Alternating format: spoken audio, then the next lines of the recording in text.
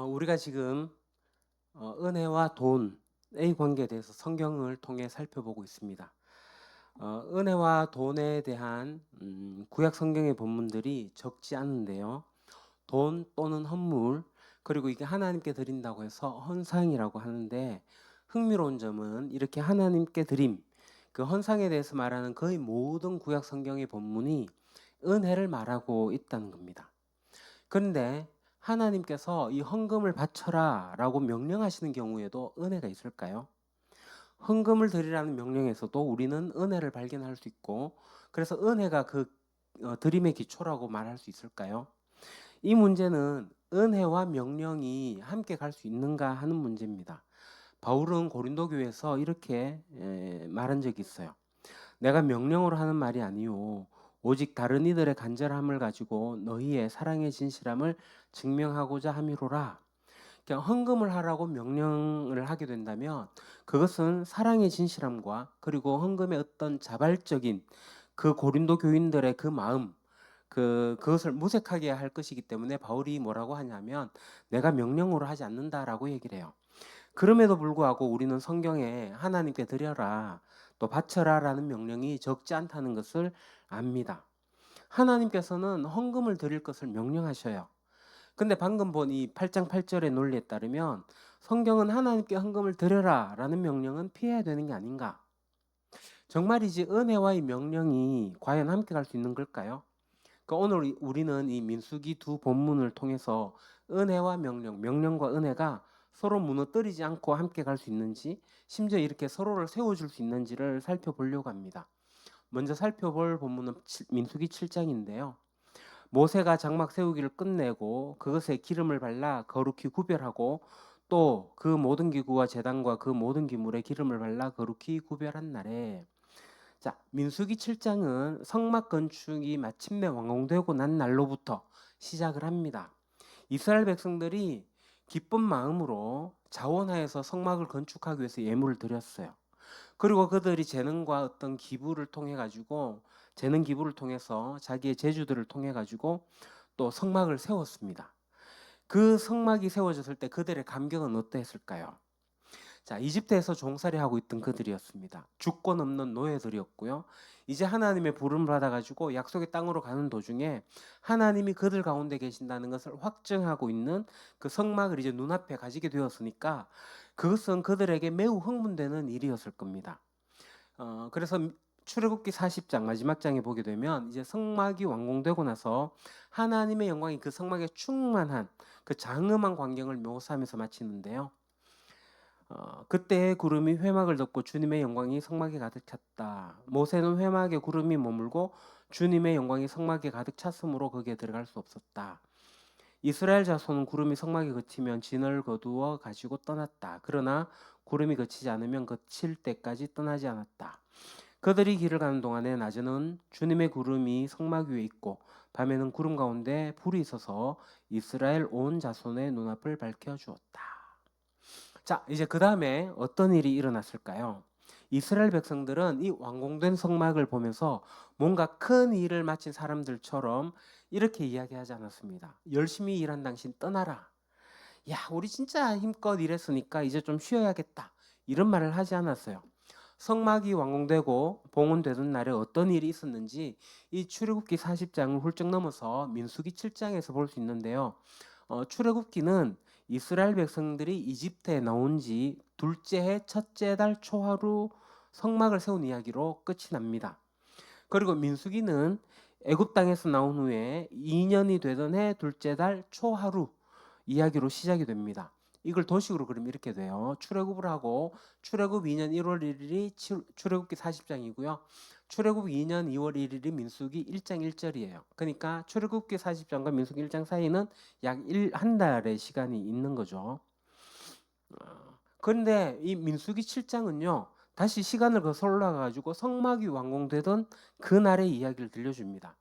조금 복잡해 보일 수 있지만 시간 순으로 정리하면 민수기 7장에 기록된 일은 출애굽기 40장에 기록된 그 같은 날에 일어난 일이에요.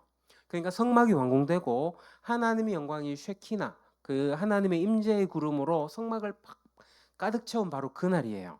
1호부터 이제 7일 동안에 어떤 일이 있냐면 대제사장 아론과 그의 아들들을 제사장으로 위임하는 위임식이 이어졌어요.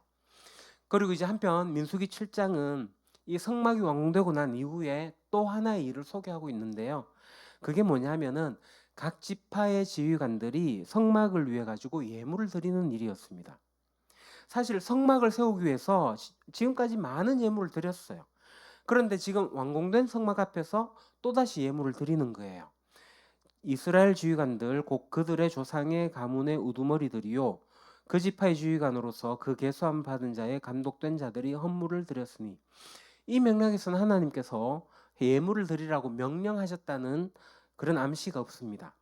그 완공된 성막 앞에서 각 지파의 지휘관들은 감격했고 그냥 한 마음으로 예물을 드렸어요. 왜 그랬을까요? 자, 완공된 성막은 이제 이동을 해야 되는데 그 성막을 누가 이동시키느냐면 누구예요? 그렇죠. 레위 지파의 형제들을 통해 가지고 이동을 해야 돼요. 지휘관들은 이 사실을 알았어요. 그래서 이 일을 위해서 사려 깊은 예물을 드린 거죠. 그래서 이 12지파 지휘관들이 드린 예물이 뭐냐면요. 수레 6대, 소 12마리였습니다. 그리고 이 헌물된 수레와 소는 레위 지파 게르손과 므라리 자손들에게 알맞게 배분이 되었습니다.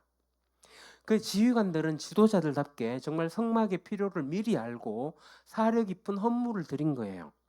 그 지도자들은 뭔가 달라도 다른 것 같죠. 놀랍게도 이 이야기는 여기서 끝나지 않습니다.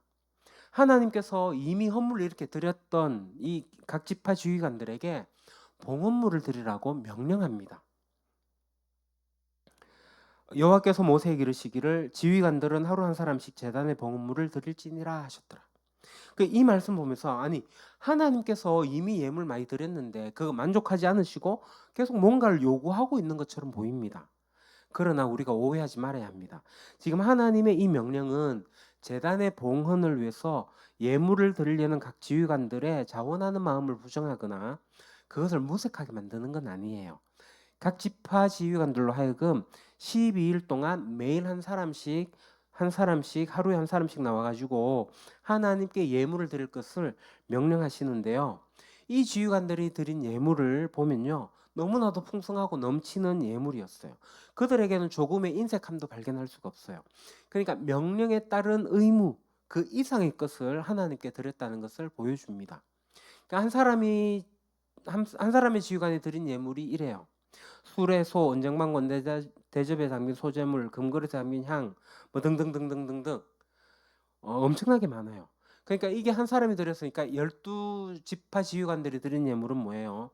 뭐 12마리, 12마리, 12마리 막 이렇게 많아요. 정말로 풍성한 재물이었습니다.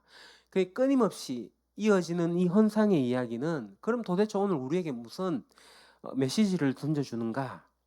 그러니까 헌상에서 성막을 지으면서 드린 예물, 성막을 봉헌하고 나서 드린 예물, 또 예물을 드린 이 얘기는 뭔 얘기냐면 하나님의 은혜가 지속적으로 끊임없이 계속해서 반복되어서 부어지고 있다는 거예요. 그러니까 성경은 헌상의 이야기에서 보여주는 게 뭐냐면은 바로 하나님의 크신 은혜가 끊임없이 이어지고 있다는 거예요. 그것이 헌상을 가능하게 했다는 거죠. 그뿐 아니라 그들의 헌상이 성막을 건축하는 봉헌물에서 성막을 봉헌하는 예물, 그리고 각 지휘관들이 이렇게 한 사람씩 갖고 와서 드린 이 예물로 이어지듯이 자기 백성을 향한 하나님의 그 은혜가 끊임없이 이어진다는 겁니다. 그래서 성경이 가르치는 헌상은요, 은혜가 맺는 열매입니다. 헌상은 하나님의 은혜에 대한 우리 인간의 반응이에요. 그러나 일반 모든 종교에서 헌상을 하는 건요, 신의 복과 신의 은총을 획득하기 위한 수단으로 작용을 해요. 물론 우리 기독교에도 그런 경우가 간혹 있긴 합니다. 그러나 본질적으로는 성경에서 기독교에서는 하나님의 은혜가 이 사람의 마음속에 헌상하는 심령과 의지를 만들어냅니다. 이것이 일반 종교에서 행해지는 헌금과 또 성경이 가르치고 있는 헌상의 중요한 차이입니다. 교회에서 이 헌금을 일반 종교에서 말하는 대로 그러한 방식으로 말하거나 강요를 하게 되면요. 그건 헌금 문제뿐만이 아니에요. 선하신 하나님을 왜곡하는 거고 하나님의 은혜의 복음 자체를 왜곡하는 겁니다. 그래서 헌금을 잘못 가르치는 거는 하나님과 복음을 왜곡하는 거예요. 이게 심각한 일입니다. 그래서 교회가 헌금을 성경이 가르치는 방법으로 가르치는 것은 매우 중요합니다. 그래서 교회가 이 헌금을 어떤 문제로 어떤 시각으로 다루는가, 그 얘기는 곧 복음을 어떻게 다루는가에 관한 이야기고 하나님의 은혜가 어떤가에 관한 이야기고 그것은 결국은 선하신 하나님을 말하는 것이기 때문에 매우 중요합니다. 언제나 우리에게 먼저 은혜를 베푸시는 분은 하나님이십니다. 하나님께서 먼저 우리에게 은혜를 베푸세요. 우리가 하나님께 뭔가를 드려서 하나님께서 우리에게 복을 주신다거나 그 하나님의 호의를 획득하는 것은 아니에요. 우리는 언제나 하나님께서 먼저 베풀어 주신 은혜와 그 복에 반응할 뿐이에요. 이 반응이 헌상, 곧 드림입니다. 죄책감을 이용하거나 자원함이 아닌 강제적 심리 행사로 헌금을 강요하는 모든 행태는 성경이 승인하지 않는 모든 악한 방식이고 하나님께서 기뻐하시지 않는 일입니다. 실제로 이 민수기 7장과 관련해서 우리가 짚고 넘어가야 할 한국 교회의 정말 비성경적 악행이 있습니다. 그게 뭔가 하면 장로나 권사나 안수집사로 임직받는 사람들이 임직식에서 교회에 헌금을 하는 전통적 관행인데 민수기 7장은 이런 관행의 성경적 근거 구절로 종종 인용되기도 해요. 그런데요, 이 민수기 7장은요, 각 지휘관들이, 각 지파의 지휘관들이 임직을 하는 그 임직식에 관한 내용이 아니에요. 그뿐 아니라 어느 세대의 교회 직분자들이 임직을 할 때 십시일반 동일하게 하나님의 집의 필요를 위해 가지고 예물을 드리라고 명령하는 것도 아닙니다. 각 지파 지휘관들은요, 자원하는 마음으로 성막의 필요를 위해서 드렸어요. 혹자는 이 지휘관들이 모두 동일한 헌물을 드렸다는 점에 근거해가지고 임직자들이 일정한 금액의 헌금을 나눠드리는 것을 합리화하고 싶을지 모르겠습니다. 그러나 지휘관들이 동일한 예물을 드렸다는 것은 언약 백성의 지도자들이 힘 있는 지파나 힘 없는 지파나 아무 차별 없이 동일한 자리, 동일한 위치에서 하나님을 섬긴다는 사실을 강조할 뿐입니다. 따라서 이 민수기 7장은요. 오늘날처럼 관행처럼 행해지는 임직자들의 헌금과는 아무 관련이 없습니다. 그뿐 아니라 신약 성경 어딜 봐도요. 직분을 받은 사람들에게 십시일반 헌금을 드리라고 명령했거나 그들이 헌금을 드렸다는 사례를 발견할 수가 없습니다. 그래서 이런 관행은요. 성경에서 근거를 둔 거라고 할 수가 없습니다. 제가 우리 교회 임직에 대해서 짧게 말씀드리면요. 우리 교회는 임직하는 분들이 자발적으로 자원하여 드립니다. 그 임직자들이 그래도 처음에는 이 기준을 좀 제시해달라고 해서 제가 11조 정도 수준이면 되겠다라고 했습니다. 그랬더니만 너무 적은 게 아니냐 하길래 적다고 생각하시면 더 하셔도 됩니다. 그러나 그게 많다고 생각하시면 적게 하셔도 됩니다. 그뿐 아니라 우리는 임직할 때 우리 성도님들도 우리 교회 일꾼을 세우게 된 것에 대해 가지고 하나님 은혜 감사하면서 다 감사 헌금을 했어요. 그때 우리는 무명으로 했습니다. 임직자들도 무명으로 백봉투에다 했고 저도 백봉투 했고 우리 모든 성도들이 백봉투에 그냥 감사 헌금을 했습니다. 저는 우리 장로님이 얼마 헌금했는지 몰라요. 우리 집사님 권사님이 얼마 헌금했는지 모릅니다. 그건 우리가 다 한 금액은 350만 원이었어요. 그 돈은 100만 원은 지금은 고인이 되셨는데 그 우리 미술 선생님의 집을 수리하는 데 보탰고요. 구제비로 사용했고 100만 원은 대학생 선교를 위한 경주 CCC에 보냈고요. 또 100만 원은 이주민 사역을 하고 있는 하육교회에 보냈습니다. 그리고 이제 50만 원은 우리 남성교회가 우리 교회당 앞에 그 앞에 이제 헬스장이 너무 지저분해가지고 그 앞에 이제 환경 정리하는 데 사용하는 걸로 제가 알고 있습니다. 이 헌금의 집행도 저는 임직자들에게 다 넘겼어요. 거룩하게 사용을 했습니다. 다시 이 본문으로 들어와서 성막이 완성된 날을 시작으로 12지파 지휘관들이 매일 한 사람씩 풍성한 예물을 가지고 하나님 앞에 나가는 모습을 보는 이스라엘 백성의 마음은 즐거웠을 거예요. 완성된 성막에는요 하나님의 은혜가 가득하고 그 영광이 가득하고 구름이 그 위를 덮는 놀라운 광경을 보았어요. 그리고 지휘관들은 성막 완공을 경축하면서 매일 한 사람씩 풍성한 예물을 가지고 오는 것을 봤어요. 이것을 본 이스라엘 백성에게는 정말 더없이 즐겁고 흥분된 경험이었을 겁니다. 그런데 이제 여기에 또 하나 주목해야 하는 것이 있습니다. 그게 뭐냐면요. 이 민수기 7장 바로 앞에 뭐가 기록되었냐는 거예요. 혹시 여러분 뭔지 아세요? 여러분들이 잘 아시는 아론의 대제사장 축복입니다. 여호와는 너에게 내게 복을 주시고 너를 지키시기를 원하며 여호와는 그의 얼굴을 내게 비추사 은혜 베푸시기를 원하며 여호와는 그 얼굴을 내게로 향하여 드사 평강 주시기를 원하노라 할지니라 하라. 여러분, 왜 모세는 이 지휘관들이 7장에 예물을 드리는 기사를 쓰면서 그 앞에 이 아론의 축복을 기록을 했을까요? 왜 이 아론의 축복 이후에 헌물에 대한 이야기가 있을까? 민수기가 시간상으로 흘러지는 이야기가 아닌 것을 우리가 앞서 봤습니다. 아론의 축복이 이 각 지파 지휘관들이 앞서 기록된 것은요, 예물을 드리는, 그러니까 곧 헌상은요, 바로 하나님의 은혜와 하나님의 복, 하나님의 평강에 대한 인간의 반응이라는 것을 보여주려는 의도로 보입니다. 이와 같이 성경은요, 돈과 헌금을 강조하게 될 때 은혜에 대한 강조도 매우 강조하고 있습니다. 일관되게 강조해요. 그러니까 여러분, 은혜가 헌금의 봉헌에 선행합니다. 은혜는요, 그렇다고 해서 헌금을 강요하거나 강제하지 않습니다. 은혜가 있어야지 헌금을 하는 거예요. 그래서 은혜가 없는 사람들 있잖아요. 우리가 찾는이라고 얘기하는 불신자, 넌크리스찬, 비기독교인들. 그분들이 교회로 이제 초청을 받게 될 때 그들은 참 희한하게도 교회 헌금을 해야 된다고 생각을 해요. 그들에게 그런 생각을 하게끔 만든 것은 기독교이긴 합니다. 그거는 교회가 잘못한 거예요. 그래서 우리 교회는요, 찾는 이들을 교회로 초청할 때 너 헌금 준비하지 마라고 얘기를 해야 돼요. 그들은요, 헌금할 필요가 없습니다. 왜요? 은혜가 없으니까요. 은혜가 없는 사람은 헌금할 필요가 없습니다.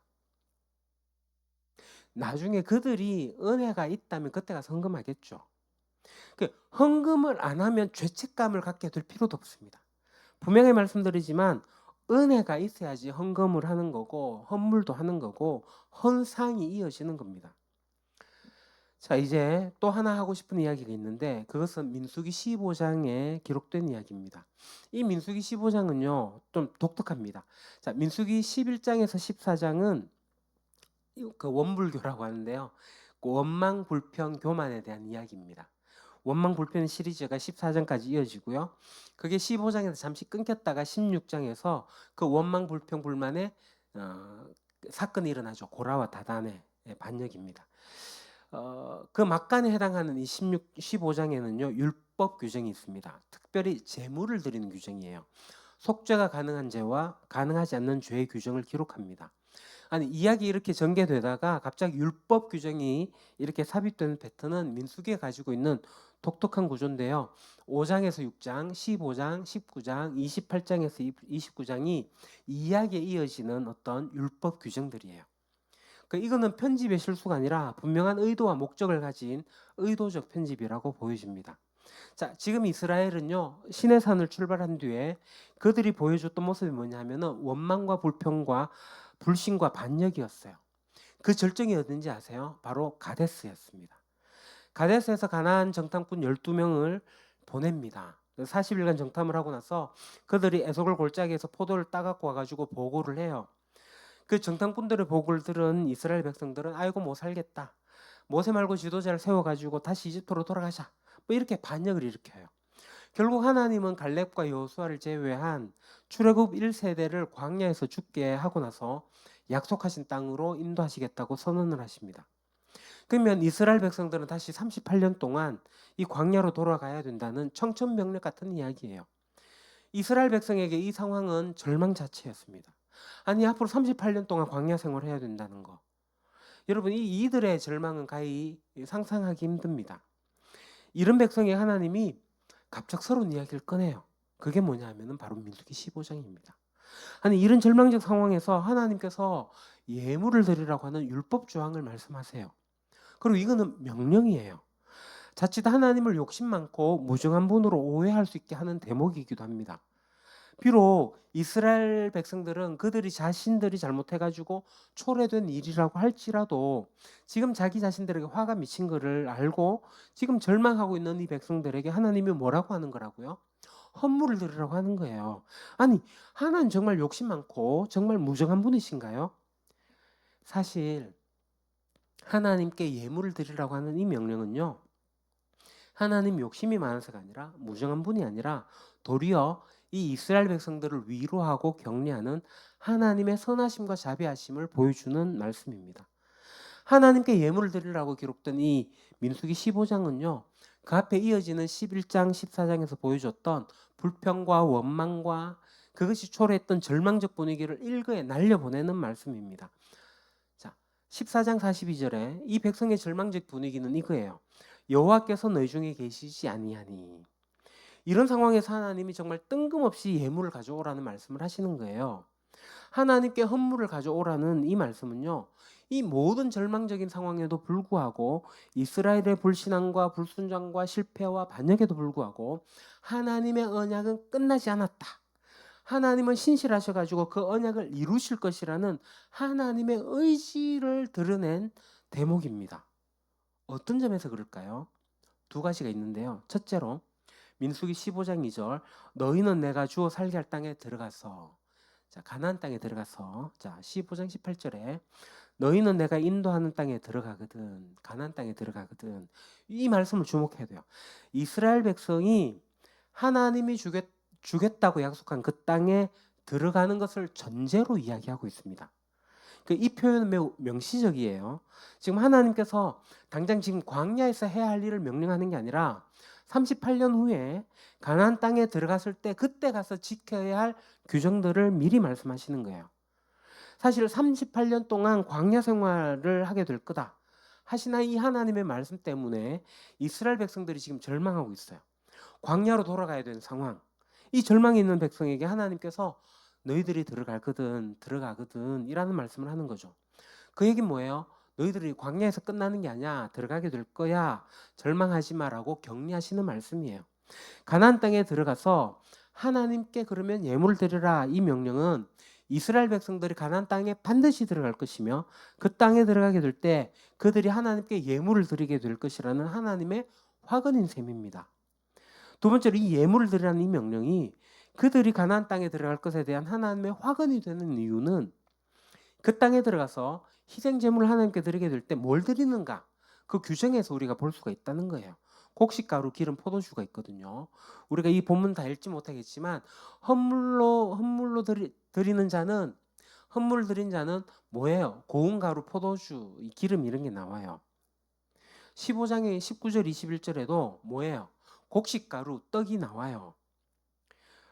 여기에는요, 우리가 명시적이라기보다는 암시적인 위로와 격려를 발견하게 됩니다. 광야에서는 이스라엘 백성들이 드리고 싶어도요, 곡식가루, 고운 가루, 포도주 이런 걸 드릴 수가 없습니다. 없는데 어떻게 드려요? 광야에서 농사를 지을 수 없기 때문에 예물을 드리는 것은 불가능했어요. 그러니까 포도주를 드리라고 하면은 아마 이스라엘 백성들은 정탐꾼들이 그 에스골 골짜기에서 가져왔던 그 엄청나게 그 포도 송이를 떠올렸을지도 모르겠어요.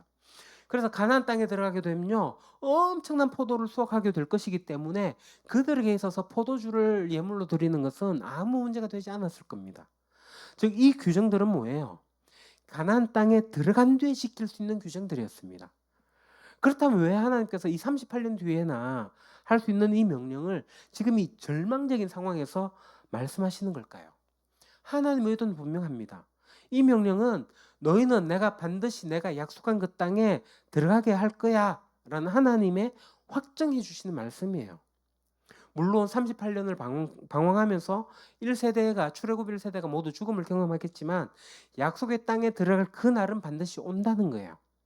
그러니까 하나님께 예물을 드리라는 이 명령은요, 그 날에 대한 소망을 가지라는 하나님의 위로와 격려의 말씀입니다. 이것이 바로 민수기 15장이 이 자리에 기록한 이유이기도 합니다. 이스라엘 백성들은요, 그러한 절망 중에도 소망을 품어야 했습니다.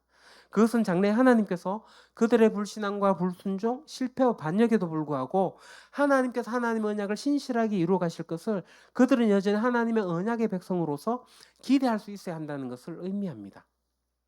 장래의 은혜에 대한 이들의 기대는 그것이 결코 자신들의 선함과 자신의 의로움과 공로에 의지하지 않습니다. 이것은 전적으로 하나님의 은혜이고 그분의 선하심과 신실하심에서 비롯되는 일이에요.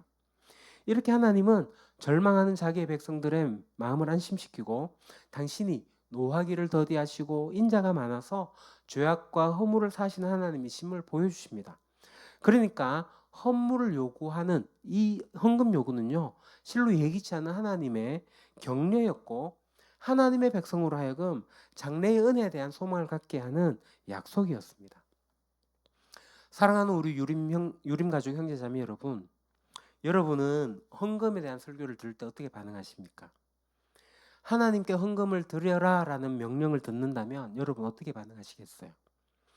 사실 명령이 부정적이기만 한 것은 아닙니다. 이것이 성경이 우리에게 가르치는 태도예요. 하나님은 우리에게 헌금을 가져오라고 명령하실 수 있습니다. 하지만 언제나 여기에는 하나님이 우리에게 먼저 한량없이 은혜를 베풀어 주신다는 그 하나님의 은혜가 선행한다는 거예요. 이뿐 아니에요. 때론 이런 명령은요, 우리를 향한 하나님의 위로와 격려가 되는 것입니다. 헌금에 대한 우리의 태도를 결정하는 것은요, 다시 말씀드리지만 하나님의 선행하는 은혜입니다. 하나님께서 우리에게 베푸르신 은혜에 대한 감격이 있을 때 헌금을 하라는 이 하나님의 명령은 우리의 의무감을 자아내는 대신에 즐거움과 기쁨의 드림을 가능케 하는 거예요. 문제는 뭐예요? 이 성경의 가르침을 왜곡하는 모든 행태의 헌금에 대한 명령과 강조죠. 다시 말하지만 이것은 단지 헌금에 대한 잘못된 가르침으로 끝나지 않아요. 하나님의 선하심을 왜곡하는 거고요. 하나님의 은혜의 복음을 왜곡하는 거예요. 선하신 하나님의 모든 명령을 무정한 하나님의 강요와 강제로 바꾸어 버립니다. 그리고 그것은요, 우리 안에 있는 은혜마저도 피폐하게 만드는 거예요. 그런 이야기는 듣지 마십시오. 다시 말씀드리지만 성경이 가르치고 있는 이 헌금의 본질을 여러분들이 잘 기억하시고, 헌금하라고 있는 이 하나님의 명령이 뭐냐? 그 우리가 바치는 것보다 하나님께서 더 큰 은혜를 주겠다는 하나님의 약속이에요. 그것도 먼저 주겠다는 하나님의 약속입니다. 그것은 하나님의 위로와 격려이기도 합니다. 모쪼록 우리 모두에게 하나님의 은혜와 하나님의 위로와 하나님의 격려가 있기를 소망합니다. 기도하겠습니다. 아버지 하나님, 오늘 말씀을 통하여 우리에게 다시 한번 깨닫게 하시니 감사합니다. 우리가 하나님께 드리기 전에 먼저 하나님께서 우리에게 은혜를 베푸셨음을 고백합니다. 우리 헌신과 헌금이 의무나 부담이 아니라 받은 은혜에 대한 기쁨의 응답이 되게 해주십시오. 혹시 우리 안에 억지로 드리는 마음, 사람의 시선을 의식하는 마음, 죄책감에 눌린 마음이 있다면 주님께서 새롭게 하여 주시고 오직 감사와 사랑으로 드리게 해주십시오. 또한 절망의 자리에서도 장래의 은혜를 약속하시는 하나님을 바라보게 하시고 우리의 삶 가운데 명령조차 은혜가 됨을 믿게 해주십시오. 우리 교회가 헌금을 말할 때에도 언제나 복음을 따라 하나님의 선하심과 은혜를 바르게 드러내는 공동체가 되게 해주십시오. 예수 그리스도 이름으로 기도드립니다. 아멘.